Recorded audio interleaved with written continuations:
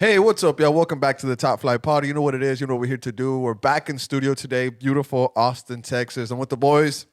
We got B here to my left. We got Primo controlling everything on the ones and twos. Wearing the Man United red, dripped out in the Man United red. A lot to talk about on today's show. We just got the information, just got the drop for the schedule when we're talking about the best of three series in the playoffs, but also a lot across Europe that we're going to get into at the end of the show. But B, starting off with you, mate, how are you doing? I'm doing good. The 2025 regular season is officially over. We're into playoff mode now, and this year we're in the party. So Yeah. yeah, And also, one thing we were talking about, B, before I go to my G Primo, is that Austin hasn't been in the playoffs for so long that some people don't even know what the best of three series format is. So that's something we're going to talk about today. But as we get into all these topics, we're going to be rolling out some of these key points. But Primo, how are you doing, bro? Wearing the Braves, right? The Braves hat, and then Man United jersey. That's The a Man crazy United combo. jersey. No, this is the Cleveland. Cleveland, my bad. They're Cleveland, my bad. with the old logo. controversial hat. Controversial hat. Controversial hat, but Old okay. logo. Retro Old logo. Retro logo. Retro logo. Retro logo. But That's what they call it now. But yeah, it's a good weekend. Man U won. They beat Liverpool. That's crazy, Take bro. out the Man What? U Down jersey. bad. And then Austin FC, man, it's in the playoffs. Regular season's over. Yep. It was a good season, I think, in my opinion. But we're focusing on playoffs now. We got a question there in the podcast notes to talk about what we think about the season later on, but we'll get to that here in a bit. I want to send a shout out to everybody on the Patreon, everybody on the Discord.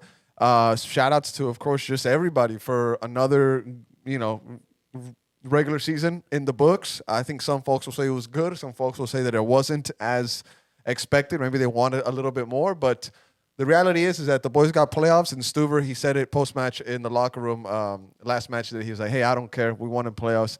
They got it. So getting into the San Jose match first to get that out of the way, guys. Obviously, Austin FC played the San Jose Earthquakes in Decision Day for the finale of the 2025 MLS regular season. Although they were defeated 2-1, I was mentioning, guys, that you can't really pull too many conclusions from this game against San Jose because it didn't mean anything for Austin FC. There was nothing at stake for Austin FC. There was nothing to play for Austin FC. It was just wait 90 minutes, stay healthy, right? Try to keep the ball, follow the defensive game plan, and just wait for the other games to finish, and we'll find out who we're going to play in round one of the playoffs. So before we get into some deeper things, some deeper topics on this match, B, I want to ask you just real quick, what did you think about the lineup that was sent out to face this San Jose side? Because there was rotation. Only a few of the names that you see in the starting 11 are starting players for Austin FC, especially in a playoff scenario. But what did you think of it? The back five came back. Yeah, I mean rotation, like you said. I want to say this was a good training session, like Nico said in the RSL. versus RSL. Maybe this is also another training session, but like you said, there wasn't much meaning to this game other than it's the last game of the season. We had already clinched our 6th seed. The only thing that was in the balance was potentially our opponent. So Taylor gets a start, O'Brien gets a start, Dubersarki gets a start. So to me, this was game of just like, rotation and prep for the playoffs. There's nothing much. Also, Mateja gets Yeah. a start as well, trying to get these guys into, game rhythm. They might be called up for playoffs. Injuries could happen. But some other things to talk about this lineup is also not just who was there, but who was not there. Two names that you don't see in the starting 11. Excuse me, Celsius burp there. Shout out to Brandon Vasquez. Celsius, sponsor us. I drink more Celsius than Brandon Vasquez Then you does. should. So sponsor us, mate. But anyways, two names that you don't see in the starting 11B is Mirtu Usuni and also Osman Bukhari. Now, Primo has the bench there for us on the big screen. Of course, you see Mirtu Usuni on the bench at least, but no Osman Bukhari on the player availability report that we released on Friday. The information on that was that Bukhari was listed as questionable with quad issues, with a quad injury. And on FootMob, I don't know if this is a glitch or not, but I think Austin would have reported on it. Maybe not. But they have Bukhari listed as injured until November. I don't know if that's accurate. I'm hoping that it is a glitch, that it is wrong on FootMob's end, and not that Austin isn't just reporting on it. But Bukhari, if he's out, huge blow for Austin FC. But we cannot confirm anything on that part today here on the pod. Hopefully more information will come out. Coach Nico was not asked anything about it post-match after the San Jose game, so hopefully we get some more information leading up to this best-of-3 series versus LAFC. Now, any thoughts on Bukhari being left out? Of course, probably just trying to take care of him, but the doubt or the scare that he might be out long term. That's a massive hit. I think if we were to lose him, it's a massive hit. I know, was it Foot Mob you said? I know they be having some. Yeah, you were actually dogging on him Yeah, earlier. they were wrong because they have slip. They're notoriously known to be having these slip ups, the lineups, just certain things. They always kind of slip up. So I'm hoping that it is a slip up. But like you said, we don't know yet. I honestly thought that would be the question number one to ask Nico, and of all, that should have been number one question to be asking. But if he is out, what a moment for him to have. This is a big hit for us, bro. Big hit. It would just be just the way that the season for Austin FC has gone. In the biggest moment of the Open Cup, right, building up to the semifinal, to the final, you lose Brandon Vasquez in one of the worst fields in MLS, which was PayPal Park, where they were at on Saturday. And then on the doorstep of the playoffs, if you lose Bukhari, your number one threat on the right side, maybe your number one threat 1v1 against any team in MLS. If Austin FC were to lose him, that'd be a massive hit. Massive hit, bro. But another guy I wanted to ask you about is Mirtu Usuni. His storyline is a little bit different. He's left out of this game, but he's on the bench. Not because of, he's dealing with something. No, this guy just got back from a long international trip with his country, Albania, where he played 93 minutes around there, 91, 93. Absolutely left everything on the pitch. The entire Albanian media is talking about Mirtu Usuni. They're saying that he did everything except play goalkeeper for Albania in that game against Serbia. And if anybody needs to know how big an Albania versus Serbia match is, I'd say it's bigger than Chivas America. I'd say it's probably bigger than Boca River Plate. Albania and Serbia, I mean, this is real world political issues that are going into this game. It's not just your club versus my club. The Chivas America game has been just, it's not even. Come on, man. You don't There's gotta no go competition there. on the other side. You know what I'm saying, but you don't got to go there. But anyways, he did not score the goal, but he's getting all this praise from the Albanian media. And that's the reason why Usuni was left out, in my opinion. I think it's just rest, just for him to get acclimated back into the Austin FC atmosphere. Yeah. Any thoughts on that? I mean, to me, it's a no-brainer. He gets rested. I think it's as straightforward and simple as that. He gets rested for this game for sure. No need to play him. I mean, no need at San Jose all. was the desperate one. They needed to win. They did. Austin FC didn't need to prove anything in this game. I would have not been shocked if he hadn't even traveled with the team, honestly. Now, Primo, if you could pull back the 11 for Austin FC, another guy that I wanted to talk about, and this is not a point that I brought up organically. Shout out to the listeners on the space. They're the ones that brought this up. Shout out to everybody that has tuned into us with the spaces all the time. Another regular season in the books. Spaces for, if I'm not mistaken, every game. I think perfect attendance for us on spaces. But one thing that the listeners brought up, they were saying, hey, what did you think about Coach starting Mikel Dessler? Because we know that he's a little bit injury prone. Mikel Dessler, he only played 46 minutes in this game. But would you have risked Mikel Dessler in this game against San Jose? No, I think it was a good move for him to play. Okay. I think it's because he's coming off an injury. You don't want him to be his first... Freeze up? Not really freeze up, but get going back into rhythm, because you don't want an injured player to come off into a important away LAFC game. I think you give him minutes to kind of get back into rhythm, and that way LAFC, it won't be the first set of minutes that he sees after an injury. I think it was a good move. I think it was deserving. Mikel Dessler is kind of like our Reece James.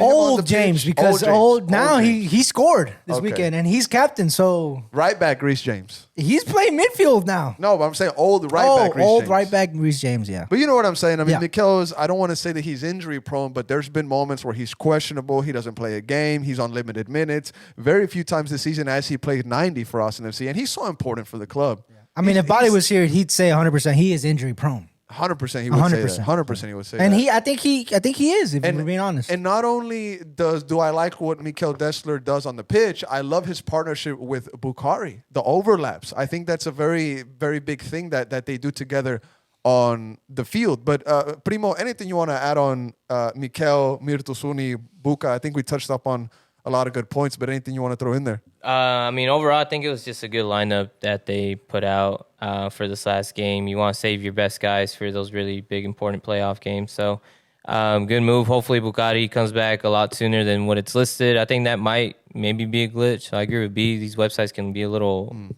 weird sometimes. And hopefully, there should be some kind of media availability, I think, this week. So Wednesday, Thursday. That's got to be question number one. I'm surprised it wasn't asked. Hopefully that gets brought up so we get a better understanding of what's going on, because the Bugatti is going to be important for us in that LA game. So now, before I talk about the goal by Owen Wolf, I just I want to mention that Ilya Sanchez was rested. I'm thinking he's a starter against LAFC in the midfield. I'm thinking he is. Cascante and Svatok, they were brought on in the at the 63rd minute. Also, I think that's a good decision to get them into rhythm. Two guys that went onto international break, but they didn't see any minutes, unlike Usuni, who saw 93 in a very high-stakes match.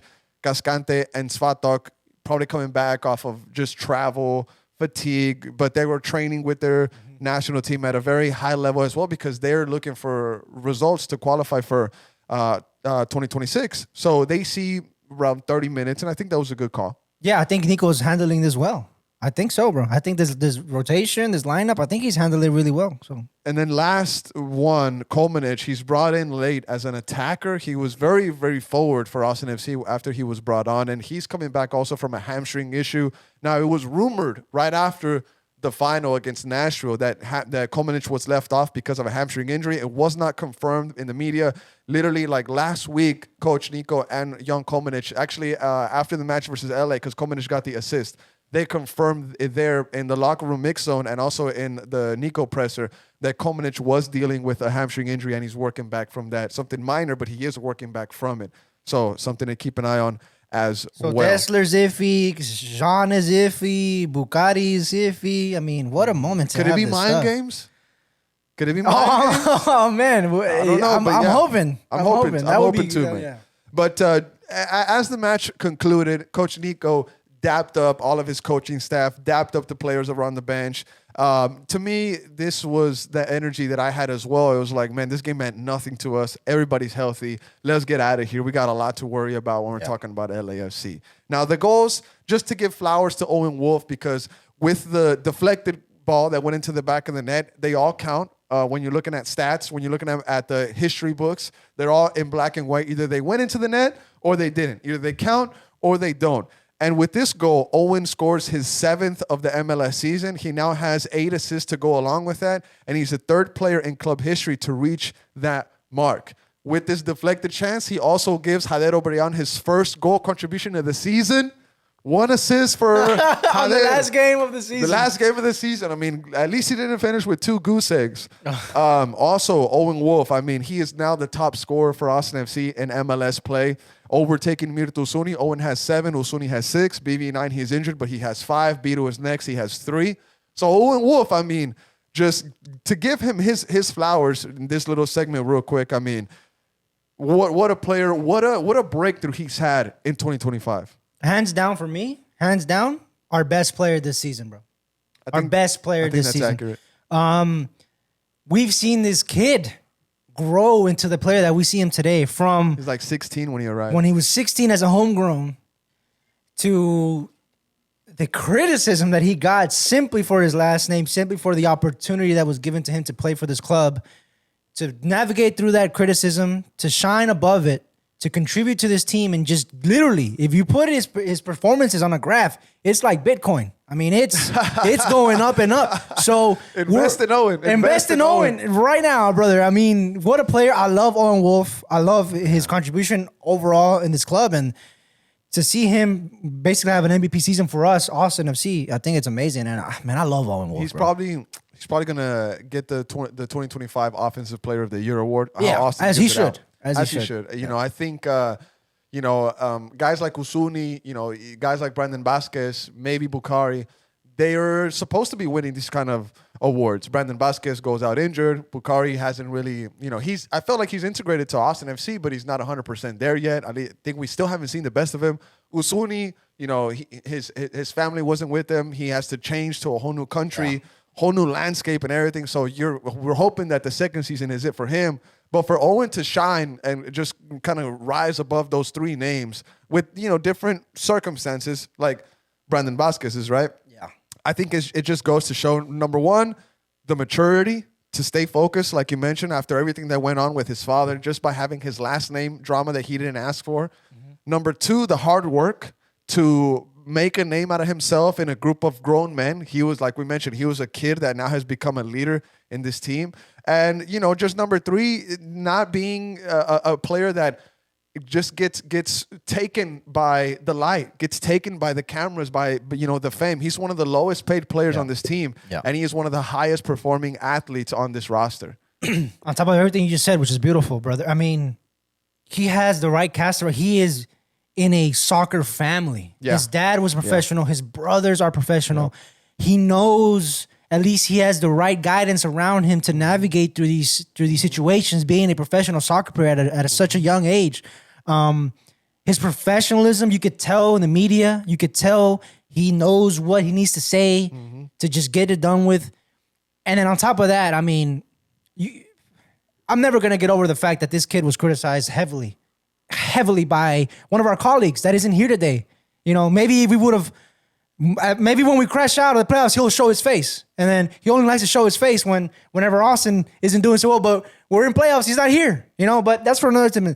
Criticized by his last name. You could criticize a player for maybe how they get their opportunities. Maybe some opportunities are gifted. Some opportunities are some have to earn opportunities. Go to his price tag. But to me, it's what you do with those opportunities that makes you whatever you want to be. And I think Owen Wolff took these opportunities. Yeah. However he got them, you want to debate that, that's on you. But what I like to debate is what he did with those opportunities. And to me, he's growing into a player that I always saw. I've always been a believer, brother. Just to add on your point on the opportunities that he has gotten, right? Everybody that plays footy that's not a professional athlete would do anything to be born into a football family, right? But it's also about taking these opportunities. How many times have we seen players sons of ex-players that just didn't pan out to Ancelotti's sons, Zidane's sons. I mean, you can go up to the top level. And Owen Wolff is on a trajectory right now where I know it's very early. I know Josh Wolf as a player did a lot in MLS. I mean, he's adored in Kansas City. His name is on the stadium. I'm going to say it, bro. He's the best Wolf. He's on track to be the best Wolf. The best Wolf. He had Pochettino in Q2 Stadium to look at one player. And this is without contact with the U.S. men's national team, which I think is absurd at this point of his career. Bro, Pochettino went to Q2 to watch one player. Owen Wolff. And he gets an assist. Yeah. And he's in this part where, I mean, depending on what we do in playoffs, depending on his involvement, I mean, what more can he has to do for him to get a shout, at least a look or something in the U.S. men's national team? No, I mean, this is a guy that Austin FC has been depending on this year, and I think it's ridiculous that they haven't even, sent him an email or reached out on LinkedIn or something, man. I don't know. But look, man, maybe, with opportunities, he's got a big name, and I think it'll come. Yeah. I think he will eventually represent the U.S. men's national team, and I think he will continue to be a better player. He is Austin FC's golden gem, the gem with our club. The Bitcoin graph right there. Look at the Bitcoin graph. Where is he at? Transfer Market has him at, was it 3 mil? Was it? I think 3 mil is the last. Oh, yeah, there That's it is. 3 mil as of June of this 3 year. mil. Well, 5 next year, 10 the next year. I mean, that's 3 mil at the middle of the MLS season. Owen Wolff has been going off. He's just been going up. He's been going up and up. And after that U22 list came out, where he's in the top 5 with Obed Vargas. Yeah. Bro, that kid is killing it when we're talking about social media name output. Alex Freeman, Orlando kid. I mean, he is killing it with the U.S. men's national team. He did a collab with what's his name? Not Tua, but Tua? Not Tua? No, the player from the Longhorns. What's his name? We posted about it. Yeah. I forgot. I forget his name, but yeah. Takuna, something like that. He's also in the mix with David Martinez, a gem of the Venezuelan national team. But after that list came out, I mean, add another milli to that 3. Owen Wolff, I mean, I see him bouncing around the 5 to 6 with add-ons, maybe 7 million leaving Austin FC.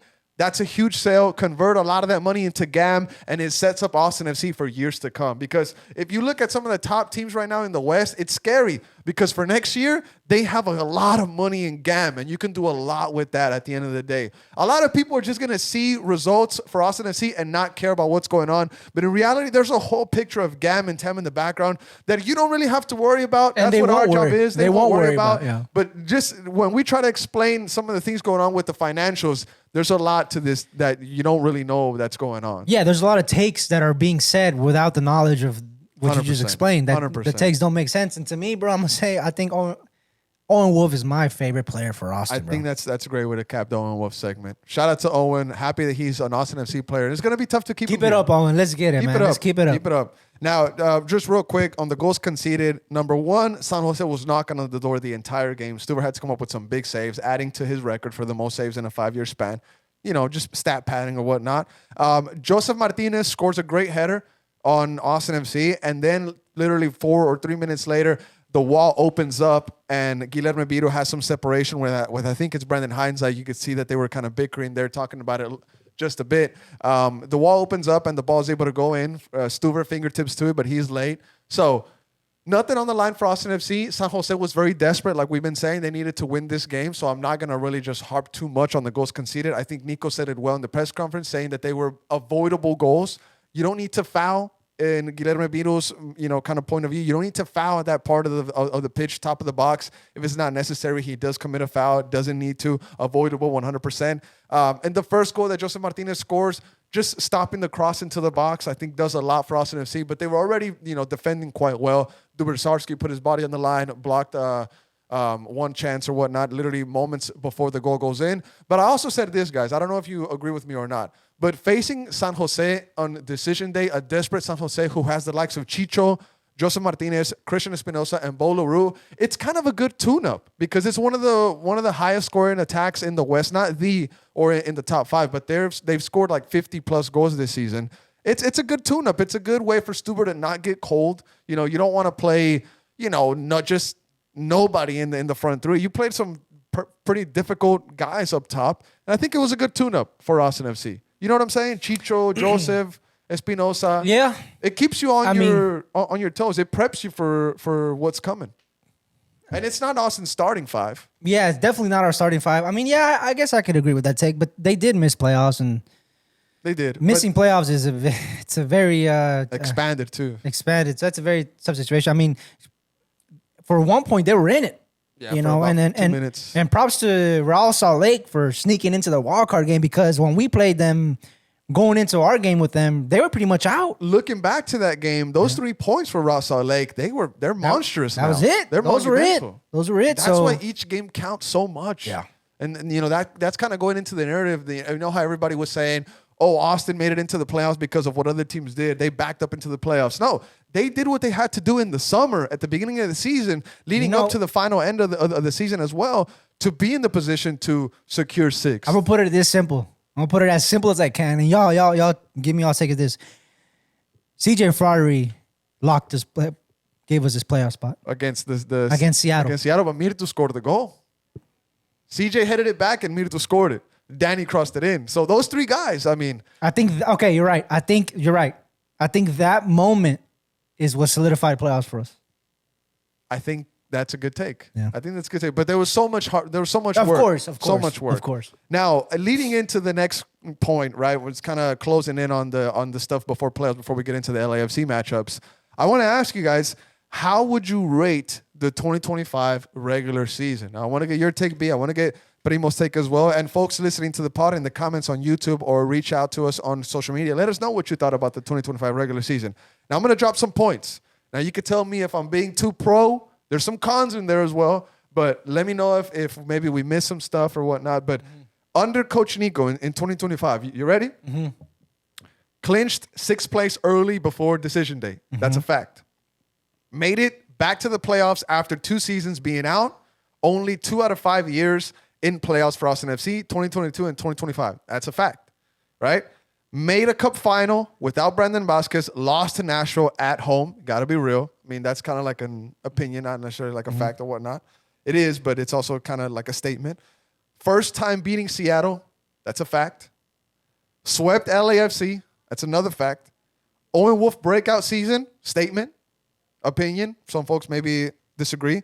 Developed a back five identity with emphasis on the defensive work and counterattacks in Bukhari or Mirto, and also building up in possession. Is that Austin's identity a little bit? I mean, I wouldn't say it's our identity, bro. Okay. Yeah. Opinion, though. Okay. Set a new record for most clean sheets in a season with 9. That's a fact. Lacking goals, yes, but teams who scored more than Austin FC didn't make the playoffs this season.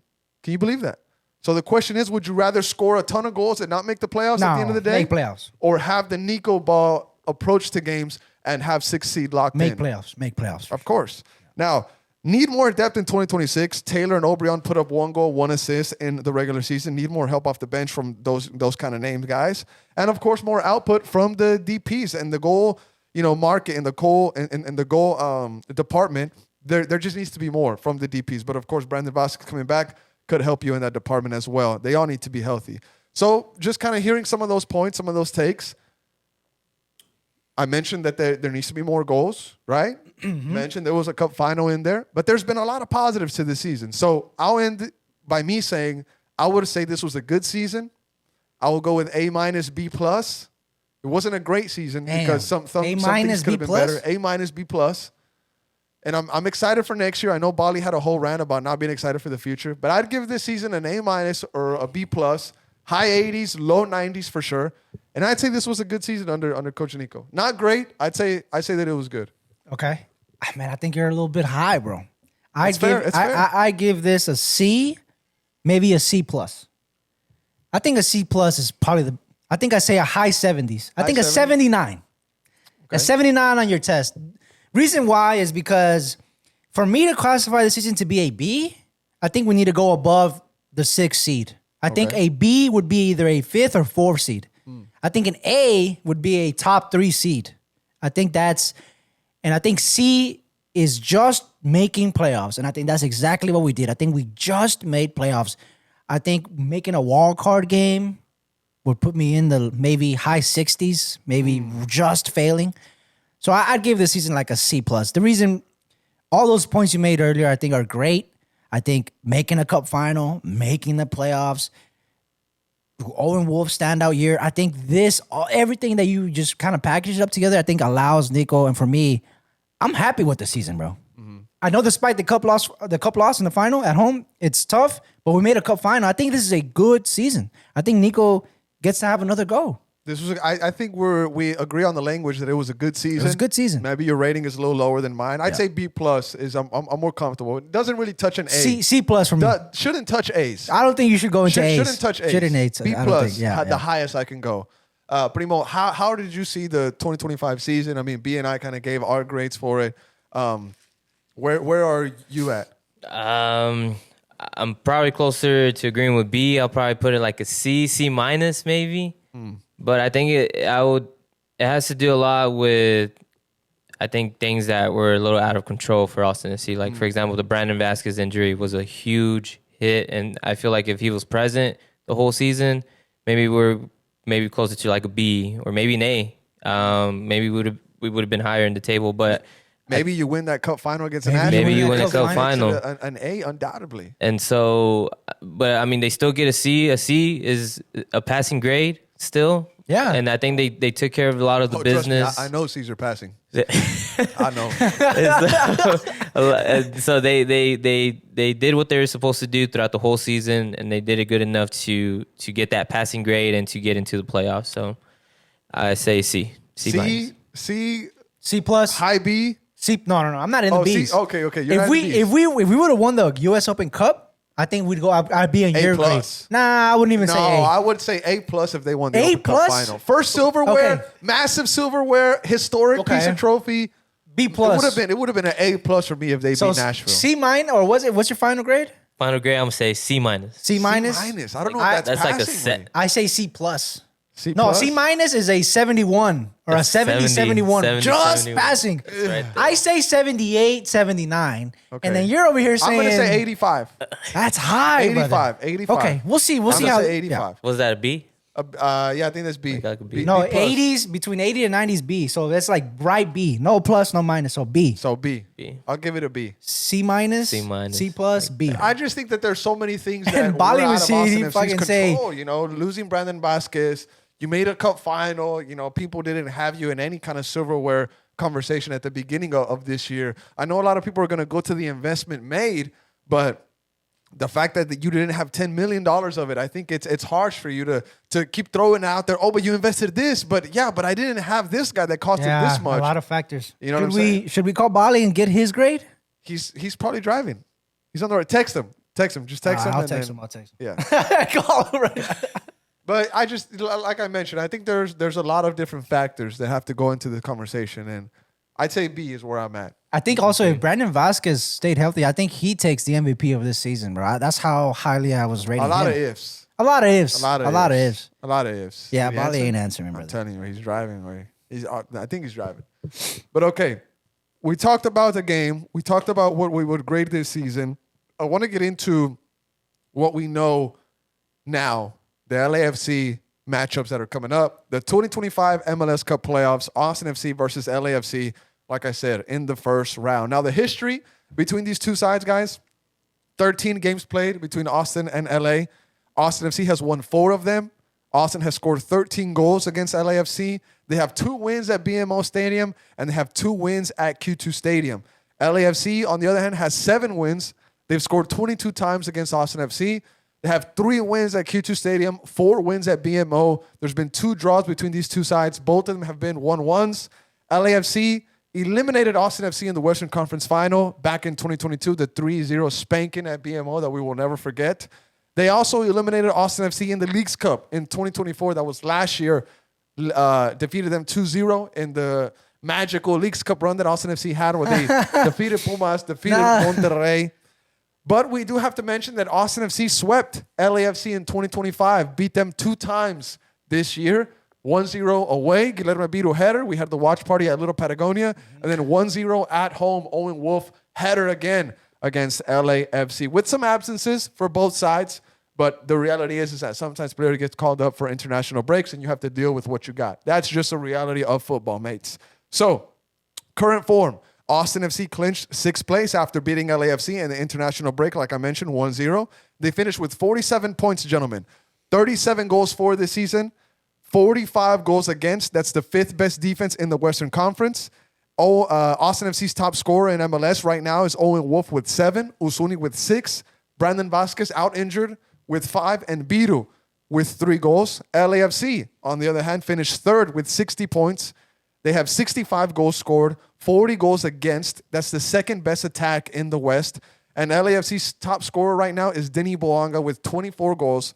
Heung-min Son, since joining them, has 9 goals. Nathan Ordaz, the youngster, with 5 goals. And Abobasi, the next man up, has 4 goals for LAFC. So, gentlemen, I want to start off with you, B. What is your take on the build-up to this best-of-3 series? Like I mentioned at the beginning of the pod, Austin has been out of the playoff picture for so long, people don't even know what the best-of-3 series is. So this is a whole new monster, a whole new tournament. How is Austin FC going to do, B? Oh, man, look, on paper, bro, I'm scared.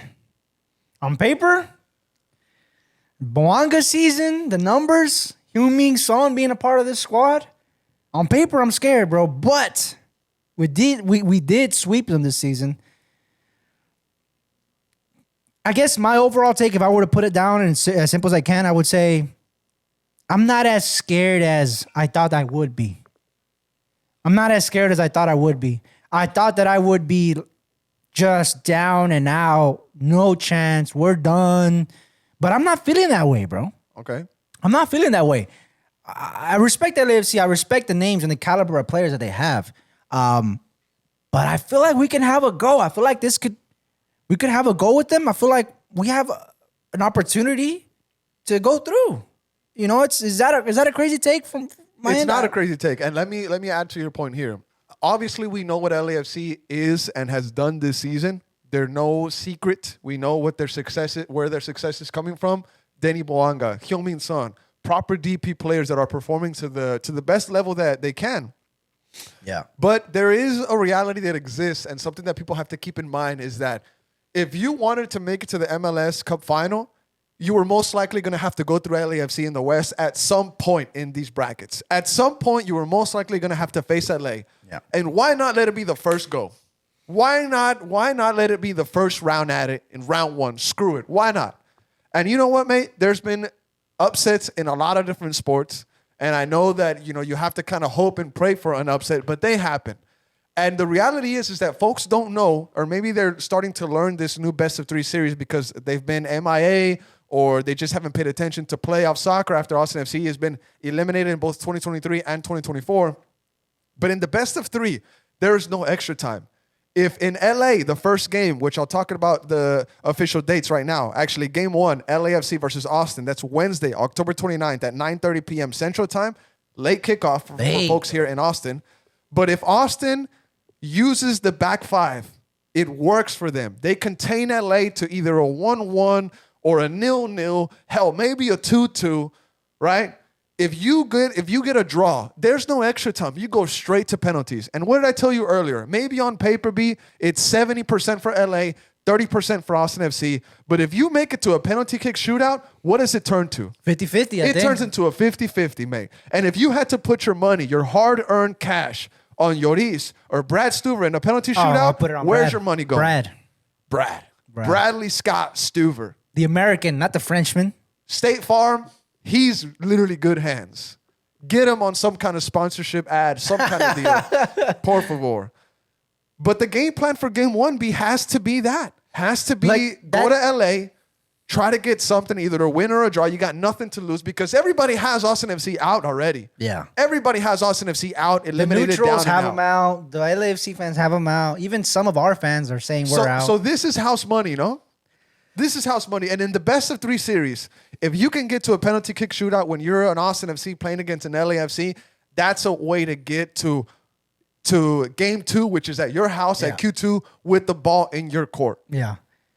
I think where your mind is at is I think with the majority of fans that really keep up with this team, the number one question you should be asking if you're listening to this podcast, if you're thinking about the playoffs is, how are we going to approach this game? And Ace just told you his maybe approach of how he would take this game. There's so many factors, bro. So many stuff that there's so many ways that we could approach this. Yeah. With the extra time, with the no extra time, you could approach it a certain way. With having a backup game in your home, you could approach game 1 differently. Yeah. It's just so many different approaches that I can say. I'm going to go ahead and agree with you, bro. I think that, to me, the best approach would be to try to keep a tie, somehow nick into the penalties, and sneak away with a dub in LA in game 1, and have the ability to go through at home at Q2 Stadium. And just to throw it out there, something that I mentioned earlier, and Primo, we can bring you in on this, mate, is that Austin FC has found success at BMO. It's not like they've never won there. That's not being part of this. Oh, Austin has never won away at LA. That's done with. That's dunzos.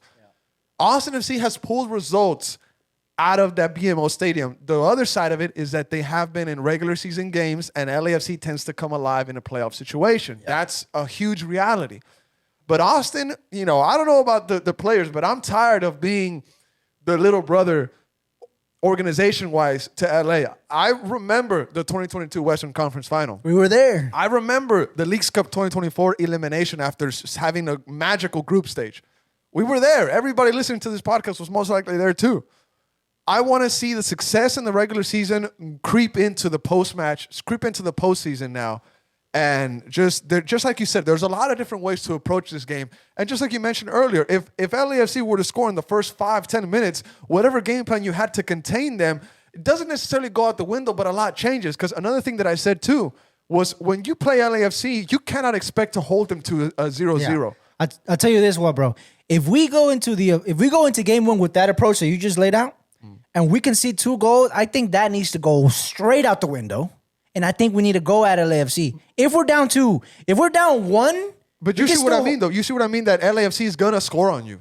They're going to score on you. You have to have it in your equation, your game plan, that LAFC will most likely score on you. So it's like you need 2 or 3 goals to beat this LAFC side in a straight-up 90-minute match, or you need to contain them to no more than 2 goals and try to get to the 90-minute penalty kicks. But bro, we were having the same discussion again for the Nashville Cup final. We were having the exact same discussion. Are we gonna play it safe and hold it? No. Nico said no. We went at Nashville. We went at them. So we were wrong in that approach. So there's on that, that's a really good point that you brought up. And on that, real quick, Nashville had 2 guys that are firing at all cylinders, maybe one more than the other. Sam Surridge was battling Messi. He ended up losing the race for the Golden Boot. And Hani Mukhtar, a 2022 MVP that stole it from Drusy that year, which was, pretty much lights out for Austin FC. 50 goals ended up being his total record that year. He scored 22 of them. He had a great season, right? But Austin in that final, which was one game, it wasn't best of 3, but in that one game, they held Sam Surridge to nothing, maybe just 2 or 3 touches on the ball. He scored a penalty kick. Sam Surridge against Austin, to only have a penalty kick, that shows the defensive ability that this team has had this year. So if you can at least shut down Bouanga and just worry about Son, I think that's a huge lifeline for Austin FC, mate. Man, it's so crazy. I mean, because you already had to work against a team that has 2 guys that are on fire. And you held them down. It would have to be like what the vibe is on the players, bro. Like, if I had the players gather up, I would be like, are we going to go for it, guys? Or are we going to try to keep this tight? I wonder what the vibe is in the locker room of players be like, no, man, we should go for it. And honestly, speaking of the vibe in the locker room, before I go to Magic Primo, I'm expecting guys like Cascante, Danny Pereira, Brad Stuver, Owen Wolf, John Gallagher, more than anybody, Komanich, to step up and talk to the new guys and say, hey, Savovic, you might not know this, but we fucking hate these guys in LAFC because of what happened in the Western Conference Final. Hey, Mirto, you might know this because you do your homework, but in case you don't know this, we need a win against these guys because they have been knocking us out of big games for a long time. Stuver, maybe the biggest leader out of everybody in this locker room. Gentlemen, we need to rally together and go to war because LAFC is low-key an op. Well, that's the thing. That's a good point because I wouldn't say there's a rivalry, but the closest thing we have to a rivalry, I think it's this LAFC matchup, bro. Yeah. Because let's be real, these Texas derbies, players don't give a damn about these derbies. They don't really see them as derbies. This year we noticed that. This year, I have made up my mind. But derbies don't exist in my opinion. We already broke down that theory. Yeah, we did. As a fans, they exist, but as players and as the MLS goes, they're not really. Yeah. So to me, the closest thing we do have to a rivalry would be against LAFC. Now, Primo, your take on the best of 3 series against LAFC. I want to ask you first, but I'll come back to be with it because we talked about this earlier. To you, which game is the most important? Is it game 1 away in LA or game 2 when you come at home? Because if Austin takes care of business in both games, there's no need for that third one. That's why it's still TBD. But if you manage to get a result in LA and you come back home to Q2, I think that asks the question, which game is more important? The one in LA or the one at Q2? Because if you don't take care of business in LA, you take care of business at Q2, you force game 3 away from home. So which one is more important for you? 6-7? What you got? I don't know, man. That's a tricky question. I would personally go with probably game 2, though, because I don't know how well we're going to see it out in that first game. It's going to be a tough first game. They have a really good offense. They score goals. They have a really good supporter group, and that stadium is loud. And so it gets tough once we face this team in something other than MLS regular play. I don't know what it is, but we struggle against them. But they also bring it too, man. They also, they've been in finals. They've won trophies. They know what these games are about also. So they also bring the heat. So I don't know how well we're going to see it out in LA, but all I know is that we have to take care of business here at Q2 no matter what. No matter what. You're at home. You're in front of your crowd. You're in front of your supporters. It's a playoff game. I think no matter what, you have to win game 2. So I think that's going to be That's your most important one. That's not a bad take. So, B, the question goes on to you, mate. Game 1, BMO Stadium, October 29th at 9:30 p.m. Central. Late kickoff during the work week. That sucks. Game 2 in Austin, November 2nd, my little brother's birthday, at 7:30 p.m. Central Time at Q2. And then Game 3, if necessary, is in LA, November 8th at BMO Stadium. Time is TBD. What game is most important for you? Game 1 or game 2? Or a potential game 3? I mean, I'm gonna have to go with game one, bro. I'm gonna have to go with game one. I mean,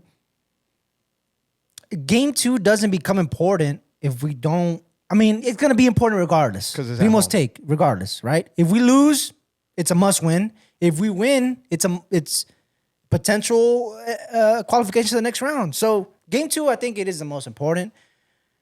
But everything matters on how we approach this game one, bro. Like, if we can, man, I guess game one is my answer, bro. Game one is gonna be my answer. That's not a bad take. I mean, if we could nick a tie and just sneak away with penalty win, I mean, that would be massive. that's massive. Then balls in your court Balls at in- Q2 at Q2 Stadium. It'll Stadium. be another cup final. Yeah. It'll literally be another cup final. And to talk about the next thing after, let's say Austin, we're in a scenario where Austin makes it through to the next round, right? In the next bracket, we got to talk about this as well. On the other side, you have Vancouver facing off against FC Dallas. We were talking about this earlier, B.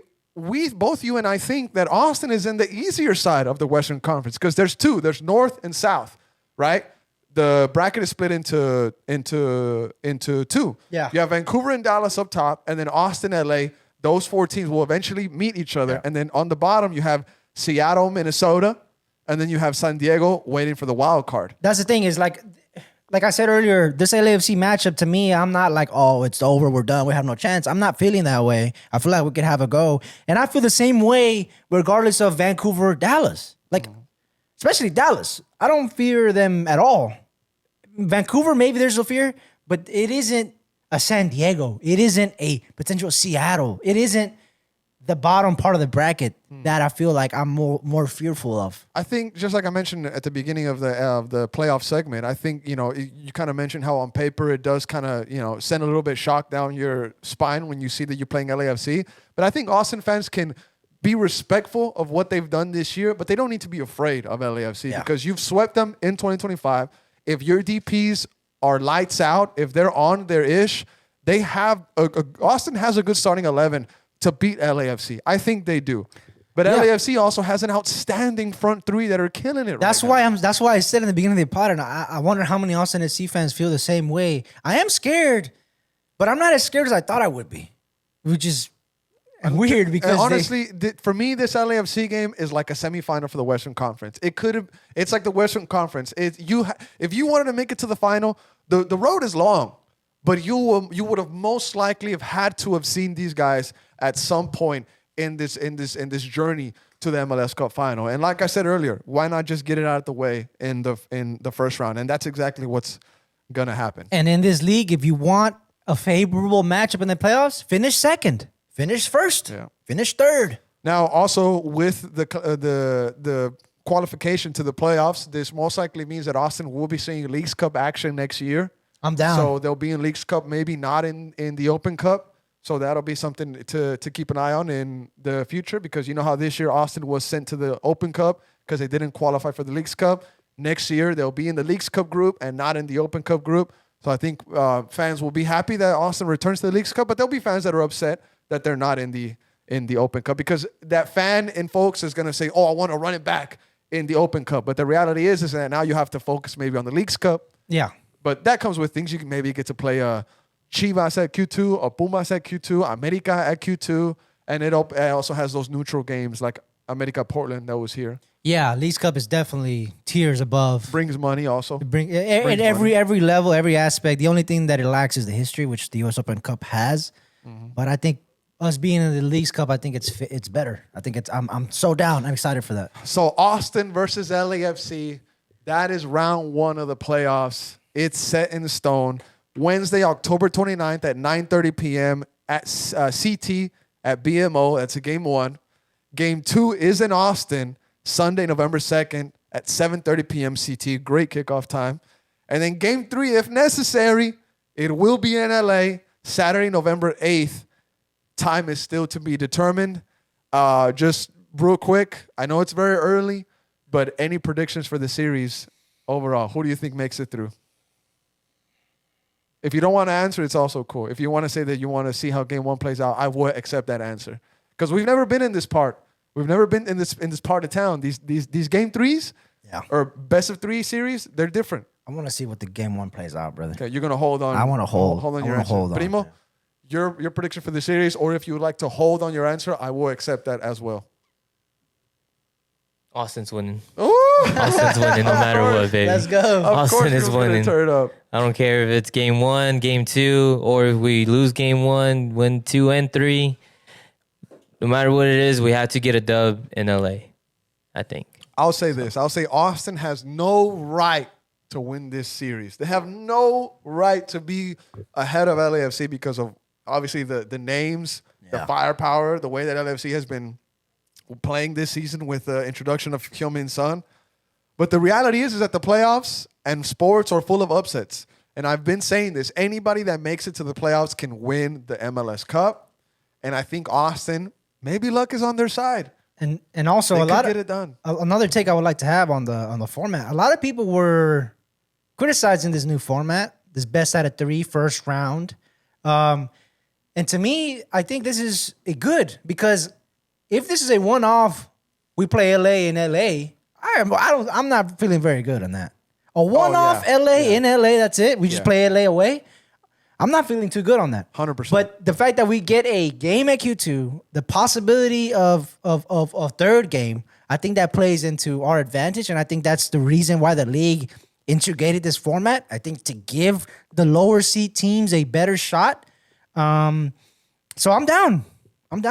This is going to be tough, bro. And last thing I'll say, Oak Collective waitlist members, season ticket holders, or fans who want to join the waitlist prior to 9 a.m. on Tuesday, October 21st, have access to a ticket pre-sale from October 21st at 10 a.m. Tickets go on sale to the public at 10 a.m. Central Time on Wednesday, October 22nd. So keep an eye out on there.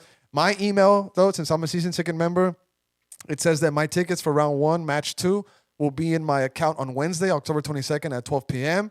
As a season ticket member, if you are interested in additional tickets, your pre-sale is on Tuesday, October 21st at 10 a.m. So I'm probably going to get one for my little brother. So you get first dibs. Yeah, I get first dibs. I mean, for the Open Cup, we paid like $30, $32 for the season ticket pre-list. It's worth it. I mean, I let some of my season tickets go. My little brother went to college. Andres didn't go to games You anymore. had like 4. I had 3. I had 3. Oh, 3? Yeah. I had 3 for Andres a long time. ended his as well? Andres ended his. By the way, didn't really go. I don't know, nobody knows this is like a side thing, but he's getting in shape, brother. He is literally the rock guy from the Fantastic Four. The What's Thing. his name? His name's Thing. The I Thing? think the Thing. Yeah, I mean, but you know, just I've in seen form-wise, him. I've seen him. I mean, know this we is might need him for fan reactions. We might, yeah. Security for fan reactions, just to be safe. Shout out to him. Shout out to Andres. Also one of the smartest guys I know. Man, what a teddy bear. That's why he is a great guy. What a great guy. He's a great guy. I'm not gonna lie. Smart guy, very interesting person, and he'll probably be there for the game too. Hell yeah. He'll probably be there. But all right, guys, I want to get into a couple European topics. We left some minutes on the end for these things to be talked about on the podcast, and I want to start off in the European Premier League. I mean, there's no other place that has this kind of excitement. I mean, what kind of league has a game where one team is just knocking on the door? They need to win to save their manager's job. The game ends by them losing 3-0. 19 minutes later, their manager is sacked. Yeah. I mean, notorious owner. What's his name? I forget his name. Marinakis? Nottingham Forest. He's from Greek for sure. Marinakis or something like that. So, Malinakis. You know who I'm talking about. He's become a persona, bro. They pan the camera to him all game. Every time. Because of the situation of last season. Yeah. So those who don't know, here it is. Marinakis. He's a big man. He's a big boy. Yeah, you gotta watch out. Look, they even have the picture of when he was upset. But this whole Nottingham Forest thing, so to those who don't know, Nottingham Forest made European spot this season. They're in the Europa Conference. I think conference because of Crystal Palace winning the FA Cup. But they were on track to finish top 4 and make it into the Champions League with Nino Espiritu Santo as a coach. They ended up collapsing in the last games of the season and ended up finishing 7th or 6th, not making the Champions League, which just destroyed the owner. The owner was just pissed. You could see it. He, in front of cameras after the game, was having a spat with the coach, Nino Espiritu Santo. He ends up getting sacked, and they get Big Ange. What's his last name? Postecoglou. Big name from Tottenham. Gave Tottenham their first trophy in I don't know how many years, 30 years or whatever. And now he is sacked 19 minutes after this game, and we're like 8 games into the season, I believe.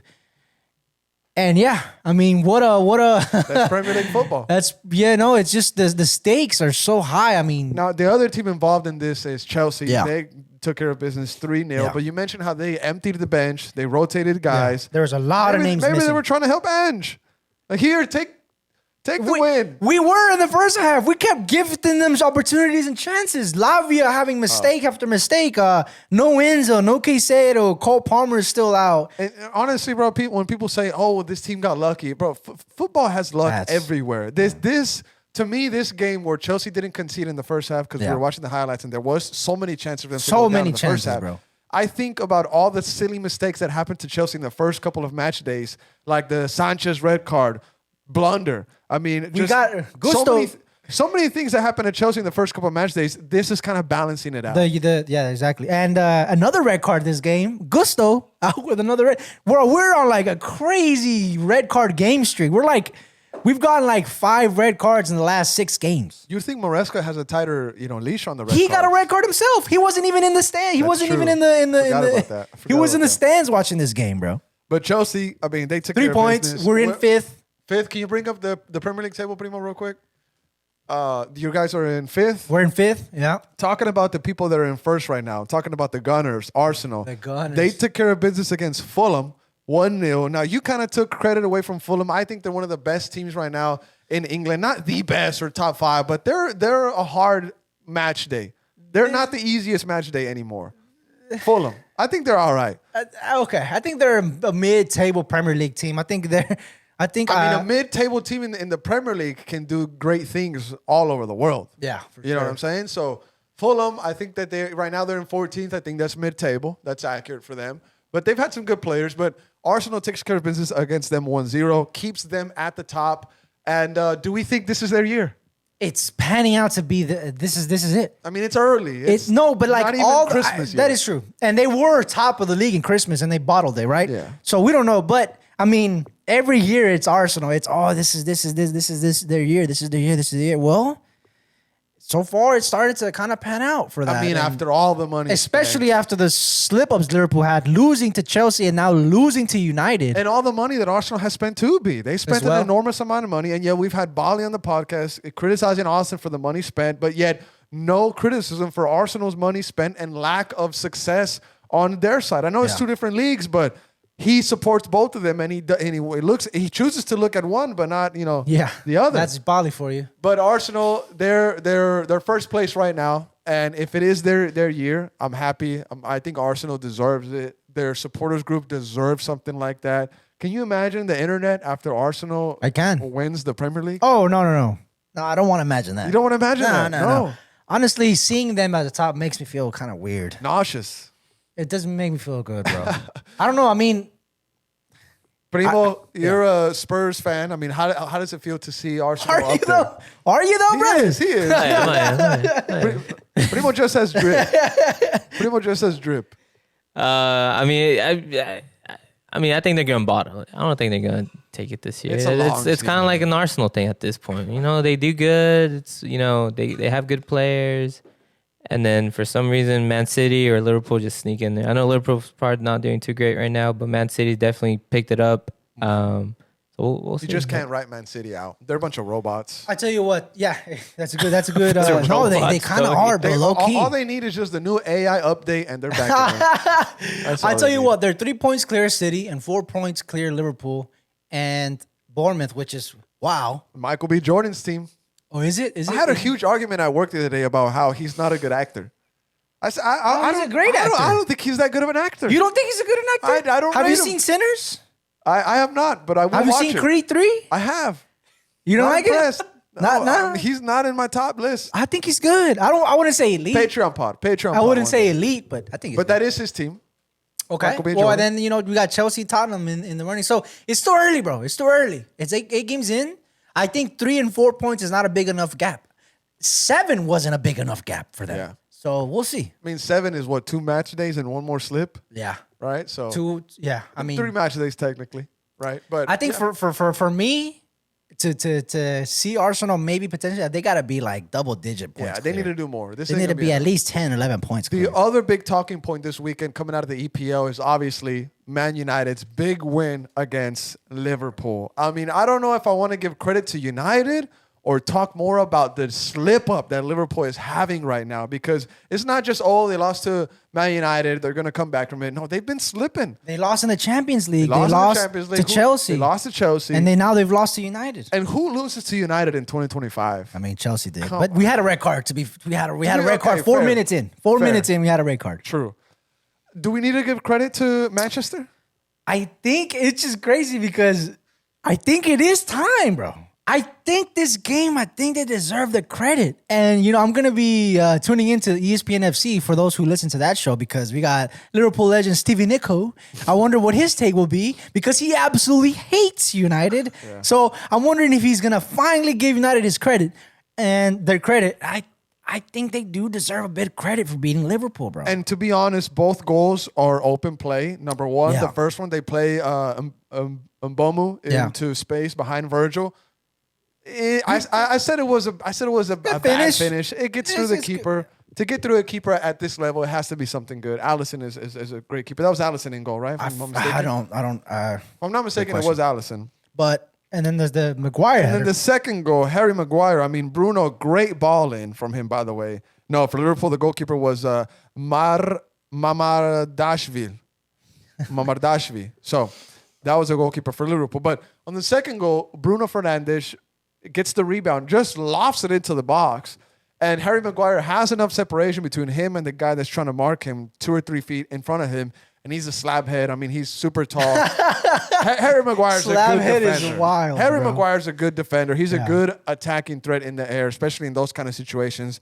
And he leaves the goalkeeper frozen. I think to do that, I always tried to do that when I was in the box, since I was a threat in the box. I always tried to cross the keeper. Yeah, go The opposite way. The opposite, where the ball's Freeze coming him. from. Yeah. Sometimes keepers get to it still, but not in this case. Yeah. Liverpool's goalkeeper frozen like Medusa, right? And so with this, Harry Maguire, after Cody Gakpo equalizes for Liverpool, sends United to the victory bus, to the victory. What place parade. are they in? Ninth. Imo? They're in ninth? They're in Yeah, ninth. they're Man ninth. United is in Hey, ninth. we were talking about top 4, this and that. Bro, come on. No, I was just bantering. Now, everybody knows the social media sensation, the gentleman with the long hair that is waiting for 5 wins, consecutive wins. Yeah. Harsh thing to try to accomplish. But if Man United had not lost to Brentford 3-1, Man United would have beaten Chelsea 2-1, beaten Brentford, right? In some universe, 2 wins. Beat Sunderland 2-0, that's 3 wins. Beat Liverpool 2-1. They would have been on the doorstep to a haircut for the young lad. Doorstep. But bro. what is it now? It's just So now they have the win against Sunderland and the win against Liverpool. They need 3 more. 3 more. But listen to the 3 games coming up for Man United. And tell me if they're wins or favorable wins. okay. You got Brighton at home. Tough one. Brighton at home. Tough one. Okay. Nottingham Forest away. New manager bounce. Tottenham Tough one. away. Tough one. I don't think they do it. You don't think? I don't think they beat Brighton, brother. Okay. I think the 5 reset after Brighton. Oh, that sucks. Just keep. How old is homeboy with the hair? I don't know. What? I think he's like a youngster. He's he's like in his probably our 20s age. maybe. I think he's our age. He need to cut his hair. He's- bro. They keep yanking on his It's gonna be a hair. while. Oh, I heard they were yanking. They on keep his- Yeah, yanking we on talked his about this hair. last Yeah, spot. you're There's a right, video yeah. of him with fans yanked on his hair. But hey, He's getting Man a lot of United- hate, bro. He's getting a lot of hate. But From it's United not fans. his fault. I mean, pretend there's. What if Bali said, "Hey, I'm not cutting my hair till Austin FC win 5 games in a row"? I'd be kind of mad. I'd be okay with it. I would be kind of It mad, doesn't bro. depend on him. No. If I was, no. I mean, No, not at all. he's kind of like borderline making fun of the club. Borderline, but he's not the one kicking the ball on the pitch. And But- United, if you can win 5 consecutive games in a row at the United level, something's going on. Something's been going on, bro. 100%. And I think he's adding pressure.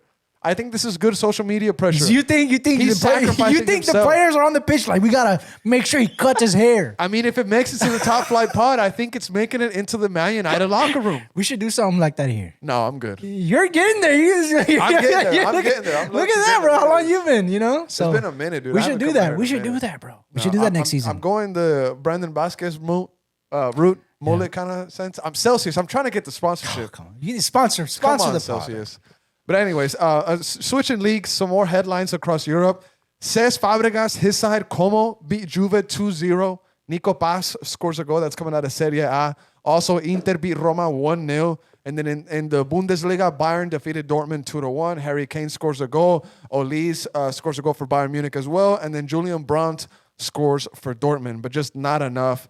Der Klassiker ends for Bayern Munich in their favor. And in Spain, Barcelona, they won their game. They beat Girona to go top. Madrid is currently playing 0-0, against, minute 55. They're playing Getafe, just like we mentioned. It's 0-0 at the 55th minute. Unacceptable. Real Madrid needs to beat Getafe. Getafe just outside of Madrid, so pretty kind of like a local match there. But if the result holds, Barcelona will be top with 22 points, and Madrid will be in second with 22 points. The tiebreaker there is the goal difference. Barca has scored more. Their goal difference is 14.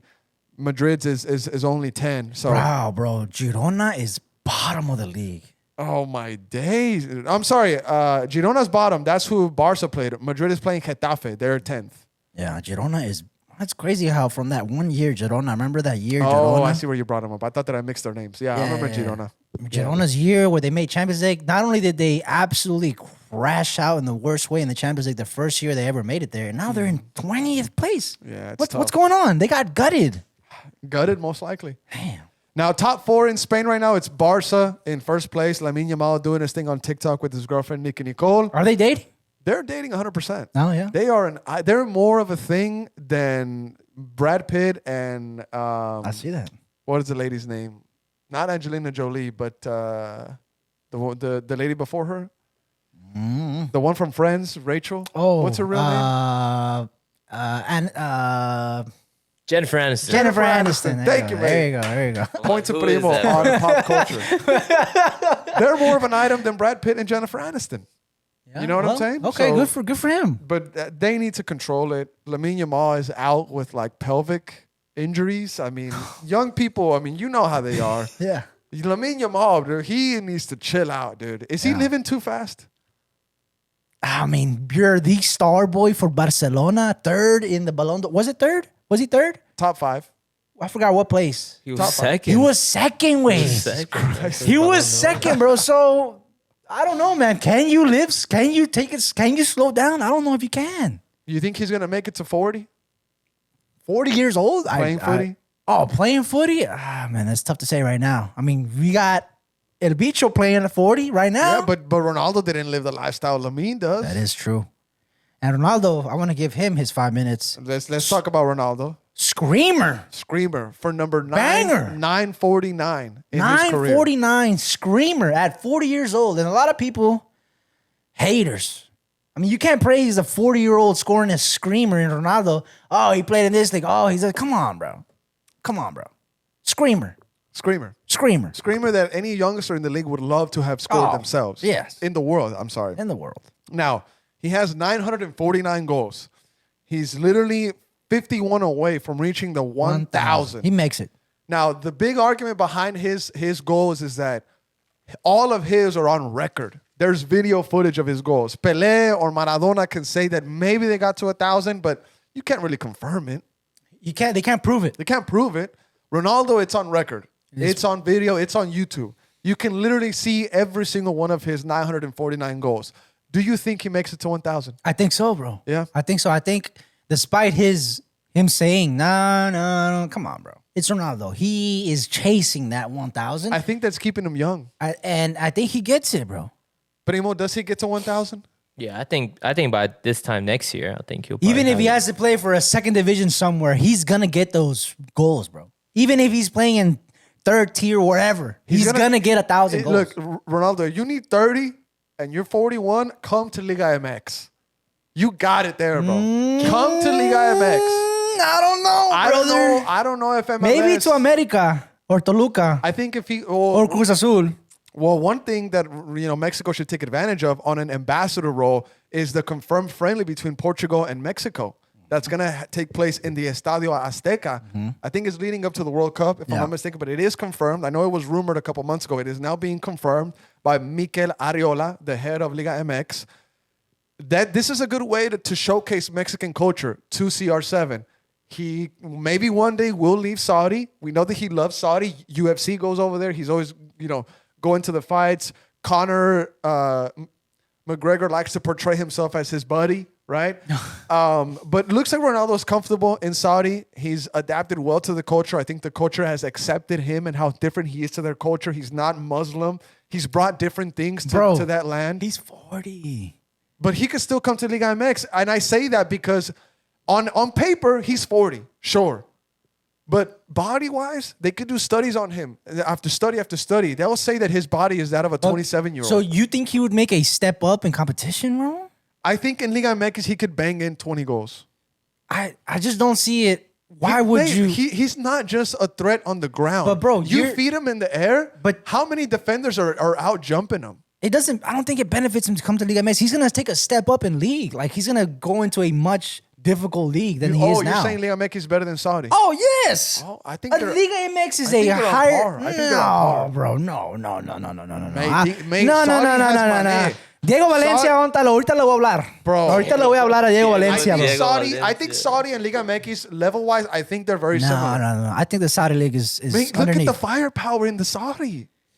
No, Look at the firepower. I think the Liga MX is more competitive than the Saudi league, bro. I think so. And I also think the MLS is higher than the Saudi league. No. Yes, bro. No Yes, bro. way, Yes, bro. no Yes, bro. way. What other league? Let's think about this. What league do you consider to be the Saudi a big league that you think the Saudi league is above of? Think about that. Then give me a league where you say, yeah, the Saudi's better than this league. Give me a league, right? Any league in the world. Go. I mean, I would argue MLS and I would argue Liga MX. They're above the Saudi league, in my opinion. The Portuguese league is above. The top five, don't even think about it. I'm honestly thinking the Russian league is above the Saudi league, right, brother? Bro. Chill out, bro. Chill. The Saudi league is down there, bro. It is down there. It is down there. It is down there. It's not top 5, but it's not. It's not top 10. Not disrespectful levels. I don't think it's top 10. It's not disrespectful levels, though. Okay, I agree with you on that, but it's not. It's not up. It's down there, bro. I think Liga MX, MLS, and Saudi, they're in the same bubble. And you can argue back and forth. Maybe 1 year Saudi is better. Bro, Maybe the 1 year MLS Brazilian is league better. is higher. The Argentinian league is higher. The Argentinian league, I think, is in the higher. same bubble. It's higher, brother. It's higher. Patreon pod one day. Patreon pod. We need to have that discussion. Where is the Saudi? Where is MLS? And where is Liga MX in your opinion, listeners out there that are tuning into the pod? Let us know what you think. B says Liga MX and MLS are above Saudi. Yes, I think so. I think I need to argue more points. I need to argue more points because Saudi has a tremendous amount of talent. I mean, in the Club World Cup, I feel like some Saudi teams did all right. Yeah, the team where Neymar plays, they're pretty good. But the problem is, the first question we need to ask ourselves is, how do we grade a league? Right? And if you put those, if we can brainstorm, how would you grade a league? I think a lot has to do in what players leave the league to become better.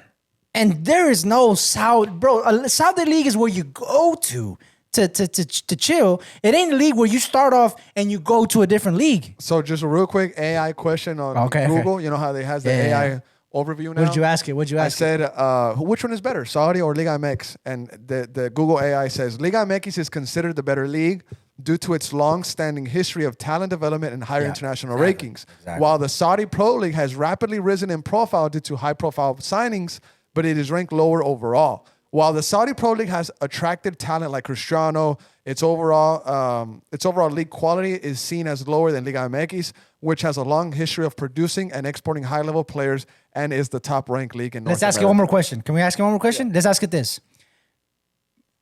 If you were to rank the leagues from 1 to 50, where does the Saudi league place? As far as best leagues. I want to hear that answer, brother. Because I don't think... I typed it word for word. Okay. What did it say?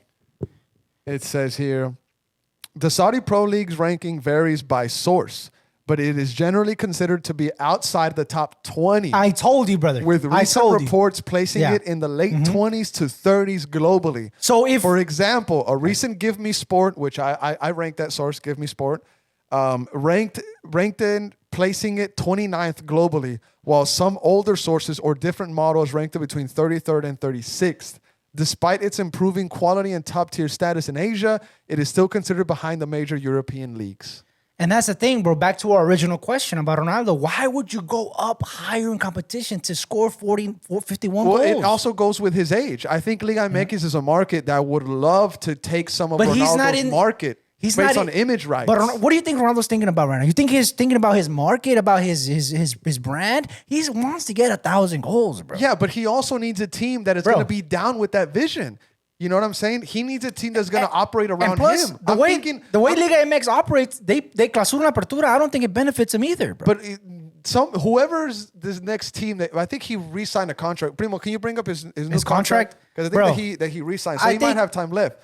But if he comes to Liga MX, if he wants to explore the market, bro, he will make so much money, and a team in Liga MX he would wants make to score an insane amount 1,000 of money. goals, bro. He's But done listen, with I money. know, I'm getting there. Okay. The team that he goes to next, if it's not in Saudi, if it's not Al Nasser, they have to be okay with him taking all the free kicks. They have to be okay with him taking all the penalties. And he has to be the target man in the box for everything. Yeah. That team sounds like a Querétaro, Ronaldinho. Oh It my sounds like God, a Pumas. bro. No, It could even be a Tigres. No, bro. It could even be a Club America. Bro, he comes to Liga MX. His goal, his ambition goal would be to get 10 goals. He's not going to reach 1,000 by scoring a max of 10 goals in a season in Mexico, bro. He needs to be pushing I in. think he could get to 20. Yeah, what's his I don't contract? think he's going to Mexico anytime soon. No, he's not, bro. Yeah, 'cause He's it's not. The things in his contract are crazy. Bro. A 15% equity stake in the club, private jet. This is all with the new contract that he just signed. Private jet access and 16 personal staff members paid by the club. Bro, you think he's going to go to Liga MX when he's 43? Nah. You think he's going to go to Liga MX when he's This 43, deal mate? makes him the first football billionaire. He's got too much power. The only league, man. the only league that Ronaldo will go to after Al Nassr is going to be a second division league somewhere. If Lisbon. listen, Sporting Lisbon. okay, Sporting Lisbon. Boyhood club. Boyhood club. Let's say his contract is up in 2027. Let's say he's 11 goals away from 1,000. Okay. His contract is up. He's gonna go to the Saudi second division or a second division somewhere prominent. Ronaldo would not do that. To finish his 1,000 goals. Ronaldo has always taken a bigger challenge in his career. Always. He's always reinvented himself. I think 11 goals, he can get it in Liga MX. Don't be disrespectful to him like that. At 43 years old, bro. 11 goals is 6 penalties, 4 headers, and that's it. That's 11 right there. I don't see it, bro. And maybe 1 or 2 1v1s that you get set up. Bro, don't put him in the same category as Chicharo. He is not a Chicharo. He can do 11 in Liga MX. I guarantee you. But okay, last thing that I want to talk about on the pod is a little bit of a political question that has to do with footy. These things cross every now and then, and it has to do with Trump, the 2026 FIFA World Cup, and Infantino, the president of FIFA. Now, the headline is that Trump says World Cup games could be moved out of dangerous cities. He says Infantino, the headline says Infantino agrees with Trump and FIFA backs out of possible confrontation with U.S. President Donald Trump. Now, in the quote, it says that Donald Trump says that Infantino, quote, agrees with him. It says that Infantino, quote, very easily agrees with Donald Trump that the games could be moved. And right now, Boston is being put into question. In the article, it mentions LA being put into question and some cities in the East Coast. Now, we see all over the news, you know, there's protests. Trump is sending the National Guard to a lot of these cities like D.C., Portland. I mean, do you think that we might see some games moved? Okay, number one. Or is this just a bluff? No. We're talking about Trump here. I don't think that's a bluff. Number one, Infantino and FIFA are going to be agreeing with anything that Trump says. 100%. He made that very clear. Yeah. He said whatever Trump says goes. Yeah. Right? So that's out the window. Number two, Trump is the type to do that. He will purposely move World Cup games out of cities that he deems, and let's say dangerous, maybe he deems as non-compliant to his policies or whatever. You know, cities are lean more towards the other side than to his side. This doesn't surprise me at all. Trump would pull the card where he removes games from cities that he dislikes. Now, the reason exactly dislike. Yeah. The reason why I said is this a bluff from Trump because I'm worried that Donald Trump might use this card that he has in his pocket as some way to punish or get cities that aren't in line with him to get in line with him. Bro, because think of all the financial positives that World Cup games bring to your city. I mean, think of all the millions of dollars that will be made when said World Cup games come to Boston, to LA, to Portland, to Jersey, to DC, to Dallas. I mean, Dallas is in line with Donald Trump because of Texas. We all know that storyline. But this puts a lot of leverage on Donald Trump's side. He's using this as leverage to get something across that he wants. Yep. He's like, oh, you want the World Cup in your city? Well, how about you do this because I want this. Oh, you don't want to agree with me? No World Cup game for you. That's literally trademark Trump, bro. This is business. This is business, dude. Trump 101. Any little thing to use a leverage against a city that he is having trouble with policies or maybe in seats in the Congress or whatever. He will use anything as a leverage to his advantage. The to try same to enforce way something. that the mayor, the guy running for mayor in New York, what's his name? Oh, Mamdani. Yeah, I forget. Can you pull up his name? The New York mayor, running against Andrew Cuomo. Mamdani, I think is his name. I don't want to butcher his name. I want to be respectful because he's looking to be the next mayor of New York City, which will be massive. Mamdani, I was right. But the same way that he's using, I don't know if you've seen, but they're doing like a huge barrio pickup tournament in New York City, barrio versus barrio. He's uniting the people. He's using footy to aid his campaign as well. He's getting the young vote with these kind of things. So it's not like, oh, Donald Trump is the only person to use football to his advantage in his political part. No, the Democrats are also using football to their advantage by creating these healthy atmospheres and trying to get that young vote from a guy like Cuomo, who has a long history of power in New York. He was the governor during COVID. A lot of people hate him for what he did with the elderly people. He's saying that he sent them to their deathbed. It's a whole nother topic. But Mamdani, Donald Trump, they're using football to their advantage to try to create some kind of they're using it as leverage or some they're kind using it as leverage to get something across that they want across. To get motion to their narrative, get motion to their political And this doesn't surprise me at all. And I mean, it's it does not surprise me at all. I wanted to throw like a little topic out there that has to do with politics and he would do something like that, bro. Trump would do something like that. We're so close to the 2026 World Cup, and this is not how I envision leading up to this World Cup. Bro, I mean, I wouldn't be surprised if Trump wants to be in the celebration like he was for the Club World Cup. Yeah. I mean, he still has Nino Madueke's medal at the Oval Office, bro. He's probably going to be the handoff person for the World Cup. Oh, he winner. is. He's going to have to be. Oh, it's going to be him, Canada, and Mexico. Yeah, but Trump will be there. I mean, United States is the headline. It's the final. It's the headline. in New Jersey. And I'm sure this was something in his mind when he was running in the 2022 campaign against. It was 2024 versus Joe Biden. I'm sure in his folder, in his campaign, it was the World Cup's coming up. We can use this to our advantage because these people plan ahead. All this and that. But I think you hit it spot on. This is a way to get people in line that are in blue cities that are going against Donald Trump in certain political He's going to points. use anything he can for leverage, brother. 100%. So if you want to read the article we were talking about, it's in USA Today by Steve Gardner. The headline is FIFA, U.S. government ultimately responsible for 2026 World Cup security. And to me, the biggest thing out of that article in this news, to me, the biggest thing is the 1,000% yes Trump from FIFA. Yeah. The yes, whatever 100%. You say. And I think who is FIFA to say no? Like, who is FIFA? You're in their country. Like, what power do they have to say no? I mean, it's going to be a battle to the very end because in this article, it says the Boston mayor, Michelle Wu, implied the city was ready for a face-off with Donald Trump if he tried to move the matches scheduled for Gillette Stadium in nearby Foxborough. So, this is a battle for millions of dollars, bro. That Trump is like, oh, yeah, let's go. You're like almost feeding into the... And look at the other side of things. Let's say, a place like, who do you think would be like a runner-up? Because there's another city. Texas, Florida. Exactly, right? But there's another city that's thinking, wow, we might get a World Cup game if this city doesn't get it. Think about all the financial benefits that could be coming to a city near you. Yeah. So this is going to be a battle for millions, a battle for influence, a battle for power, and that's politics mixing in with football. Yeah. But all right, guys, we can get out of here. Playoffs against LAFC, round 1. Get ready. Hide your kids. Hide your wife. It's going to be a good one. Austin FC in 2. Austin FC in 2? Austin FC in 2. Austin FC in 2. Me and Austin FC Primo. in 2. Air depth. There we go. Let's go.